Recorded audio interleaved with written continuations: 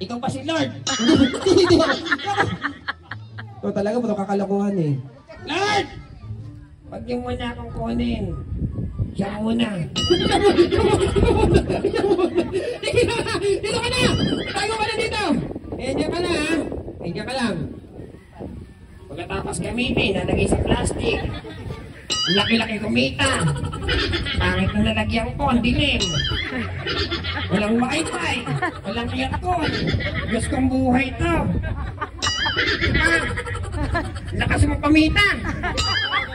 Paayos mo to. Tignan nyo ha. Ano ginagawa sa akin? Naka-plastic ako.